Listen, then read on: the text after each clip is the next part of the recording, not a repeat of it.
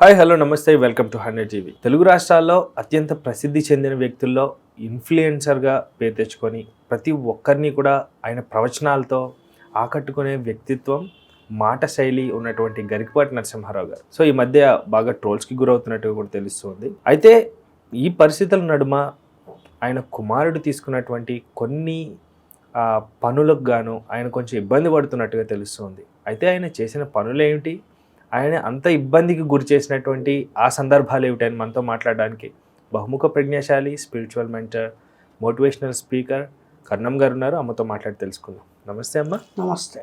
So Garikapati Narasimha Rao గారు ఆయన కొడుకుతో ఇబ్బంది పడుతున్నట్టుగా అనిపిస్తుంది. ఎందుకంటే ఆయన కొడుకు చేసినటువంటి కొన్ని పనులకు గాను ఆయన ప్రత్యేకంగా ఎంతో బాధపడుతున్నట్టుగా, బాధపడ్డానికంటే ఒకంత ఎందుకు చేసేవరా అన్నట్టుగా, ఒకంత ఒత్తిడికి గురవుతున్నట్టుగా తెలిసింది. అసలు ఆయన ఏం చేశారమ్మా, అసలు సందర్భం ఏమిటి? ఏమీ లేదండి. ఇక్కడ ప్రత్యేకంగా చెప్పుకోవాలి అంటే ఆయన మొదటి భార్య ఎవరైతే వారి నుంచి వేరుపడిపోయారో ఆవిడ కామేశ్వరమ్మ గారు, ఆవిడ మీద ఇతను పోలీస్ కంప్లైంట్ ఇచ్చాడని, పోలీస్ కంప్లైంట్ ఇస్తే ఆవిడని పోలీస్ స్టేషన్లో ఒక రోజంతా కూర్చోబెట్టారు. క్రిమినల్ కేసు పెట్టాడు అని. ఆవిడ ఏమి క్రిమినలా? 65 ఏళ్ళు వయసులో ఉన్నటువంటి ఒక మహిళ, పైగా గరికపాటి గారికి మొదటి భార్య. ఇప్పుడు ఆయనకున్న 2 పిల్లల్ని కన్న తల్లి ఆవిడ. ఆ పాయింట్ ఆఫ్ వ్యూలో అయినా వాళ్ళు దయతలిచి ఆవిడ ఏదైనా తెలిసి తెలియక మాట్లాడితే ఆవిడది స్వయంగా కలుసుకొని, అమ్మ ఎందుకు మాట్లాడుతున్నావు, నీ ఇబ్బంది ఏమిటి, నీకేం కావాలి, మేము ఏం చేయగలము, నువ్వు ఏమి ఆశించి ఇవి గతాన్ని తవ్వుతున్నావు అని ప్రశాంతంగా కూర్చొని సైలెంట్గా ఏదైనా సమస్య ఉంటే సాల్వ్ చేసేసుకుంటే, ఇలా తెర మీదకెక్కి వీధి భాగవతంలాగా గొడవలు అవి చేసి మీడియా నోళ్లలో నానాల్సిన పరిస్థితి వచ్చేది కాదు కదా.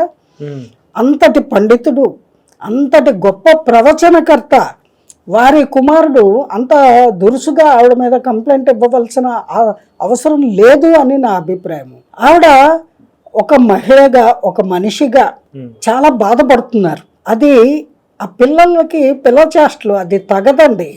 ఇప్పుడు ఆవిడ ఓకే, ఆవిడ ఏదో మాట్లాడారే అనుకోండి, సామరస్యంగా ఆవిడ దగ్గరికి వీళ్ళు వెళ్ళి మాట్లాడచ్చు కదా.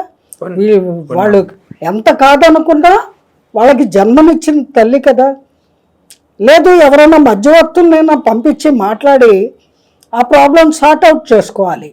ఎందుకు ఆవిడ గతాన్ని బయట పెడుతోంది, అవసరం ఏమిటి, విడిపోయిన తర్వాత ఇప్పుడు ఎందుకు, ఇప్పుడు ఏ సంబంధం లేదు కదండి. ఆవిడ జీవితం ఆవిడది, వారి జీవితం వారిది. మరి ఇటువంటిప్పుడు ఆవిడ ఏం ఆశిస్తోంది, ఆవిడ ఏమన్నా ఇబ్బందిగా ఉందా, ఆవిడ జీవించడానికి ఏమన్నా ఆర్థిక సహాయం కావాలా, లేకపోతే ఏమిటి? మరి ఆ డైవర్స్ తీసుకున్న రోజుల్లో ఆమెకి ఏమి ఇచ్చారో ఏమి ఇవ్వలేదో వారికే తెలియాలి. ఇప్పుడు ఈయన స్థితి చాలా బాగుంది కాబట్టి, దాదాపు 100 కోట్లలో సంపాదించారు కాబట్టి, ఆర్థికంగా బాగున్నారు కాబట్టి, వాస్తవేనమ్మా లేకపోతే మన పైన కూడా అని అనుకుంటున్నారండి. ఇప్పుడు వార్తల ద్వారా తెలియవచ్చిందే, మనం ఏం వెళ్ళి ఆయన అకౌంట్లన్నీ సెర్చ్ చేసి చూడలేదు కదా. నిన్న సందర్భం కాదో తెలియదు, ఆస్తులు అనేసరికి మహేష్ బాబు గారు, కృష్ణ గారు సంపాదించిన ఆస్తుల్లో మహేష్ బాబు గారు వాటా ఎంత, నరేష్ గారు వాటా ఎంత, ఈ సందర్భం దేనికి? నిన్న సెట్స్ పైకి వచ్చింది సినిమా, మహేష్ బాబు గారి పైన మొదలు పెట్టారు.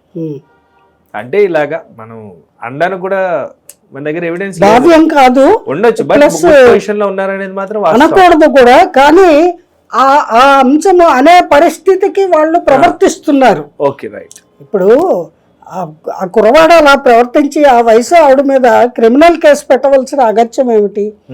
ఏదైనా ఆవిడ వీళ్ళకి ఇబ్బందికరంగా మాట్లాడి ఉంటే వీళ్ళు కూడా వెళ్ళి మాట్లాడి సమస్యని శాంతియుతంగా పరిష్కరించుకోవచ్చు. వెళ్ళకపోయినా ఫోన్ లో అయినా మాట్లాడచ్చు కదా, నెంబర్ తీసుకుని.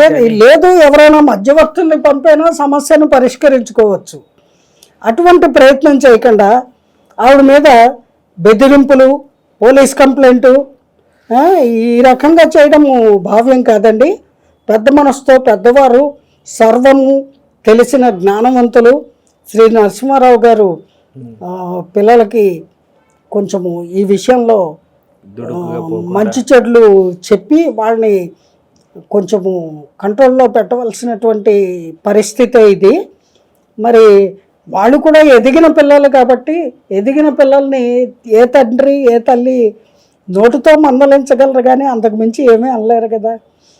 కానీ ఈ రకమైన రచ్చ చేసుకోవడం కంటే పిల్లల్ని కంట్రోల్లో పెట్టుకోవడం అనేటువంటిది మంచి పద్ధతి అని నా ఫీలింగ్ అండి.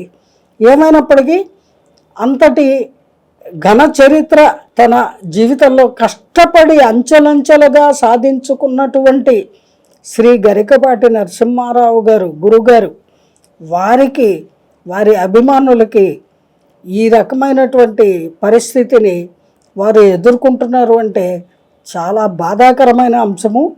ఈ స్థితి నుంచి చాలా త్వరగా వారు బయటికి రావాలని, ఈ సమస్యని శాంతియుతంగా పరిష్కరించుకోవాలని నేను అభ్యర్థిస్తున్నాను, అలాగే కోరుకుంటున్నాను కూడా. Right, thank you so much అమ్మ. జై గురుదేవ. సో ఇది వ్యూవర్స్, గరికపాటి నరసింహారావు గారు ఎంతోమంది జీవితాల్లో ఎంతోమంది యువతలో కూడా ధైర్యాన్ని నింపినటువంటి వ్యక్తి. అలాంటిది ఆయన కుమారుడు లేకపోతే ఎవరైతే కామేశ్వరి గారు ఉన్నారో కొన్ని విషయాలు గతంలో జరిగిపోయినటువంటివి చర్చకు తీసుకురావటం, ప్రతి ఒక్కరూ మాట్లాడుకునే విధంగా తయారు చేయటం ఒకంత ఆయనకి ఇబ్బందికరంగా మారినట్టుగా తెలుస్తుంది. సో దానికి సంబంధించి మీరేమనుకుంటున్నారో కమెంట్స్ ద్వారా తెలియజేయండి. అంతవరకు సెలవు, బాయ్.